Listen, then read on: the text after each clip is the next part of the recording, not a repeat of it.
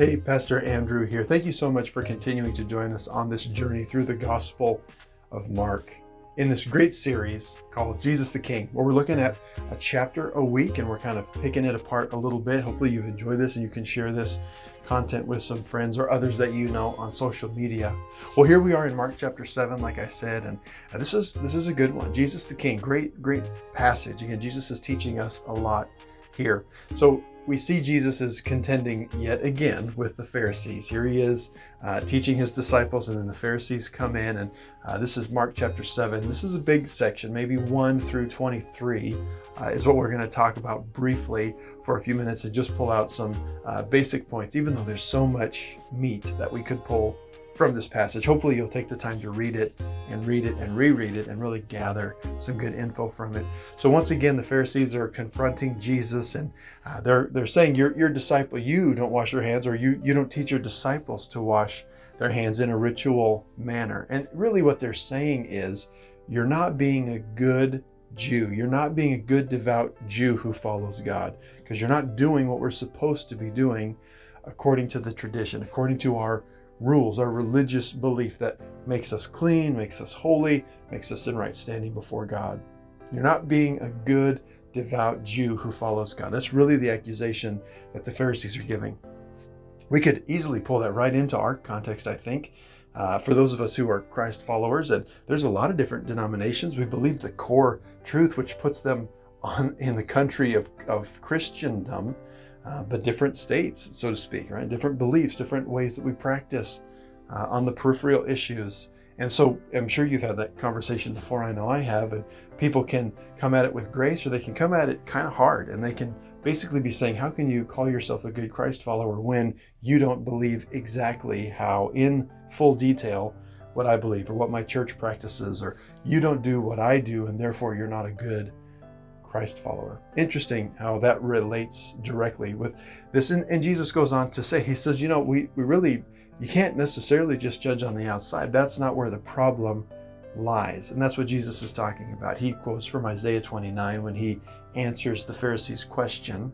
And he basically says, Isaiah prophesied really well that you honor God with your lips, but your heart is really far from me. I mean, powerful rebuke for them to chew on. I don't know that they received it. I doubt that they did, but what a powerful rebuke. You have the right words, but man, your heart's really not with God. And then he gives some specific examples about this tradition that they could do in contemporary Judaism, where they could not take care of their family or parents if they needed to, because they could just say, oh, this money is set aside for God. It's a promise to give to God. And by doing that, they're now no longer under this obligation to take care of their parents. And he says, this is not honoring your father and your mother. And so he gives some specific examples in this little story.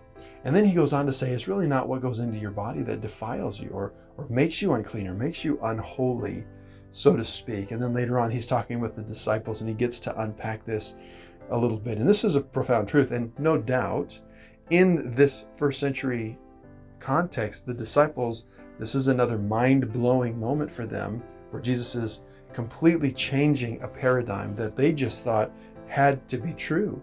I mean, surely the scribes and the Pharisees and the elders are right in their understanding of the Old Testament law. So if they teach us that we're supposed to wash and have these ceremonies and rituals, surely that's right? We're trying to relate to God and be holy, and we're God's chosen people. This is their way of thinking. But Jesus goes on to just completely change the paradigm. And he says, listen, it's not what goes into your body that makes you clean or unclean. It's what's coming out of your heart. That's the issue. And those are the things that really we struggle with. And we could go all the way back to Matthew 5, 6, and 7, the Sermon on the Mount. And when he says things like from the heart in Mark 7, when he says from the heart, murders and envy and strife and sexual immorality and all of these things come. If you look at that list, I would imagine most of us would say, man, I bet 70-80% we could relate to. But if we go back to the Sermon on the Mount, Matthew 5, 6, and 7, where Jesus says, listen, if you lust after a woman, you're guilty of adultery. Or if you hate your brother, you're guilty of murder.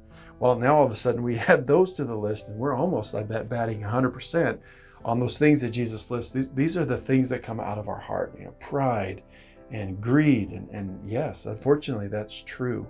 But it's so easy for us to get into our groups, just like the Pharisees, get into our groups where we believe the same, we think the same, we talk the same, we act the same. And so we think we're okay, right?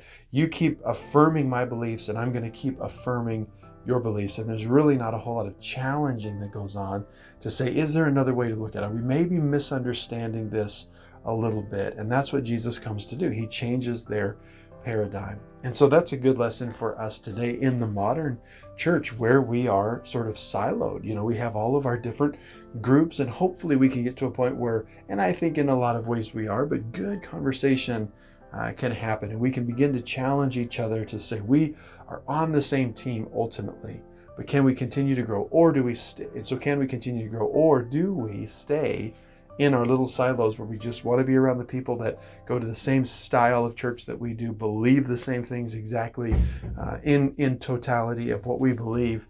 So you keep affirming what I believe, and I'm going to keep affirming what you believe, and let's not ruffle each other's feathers.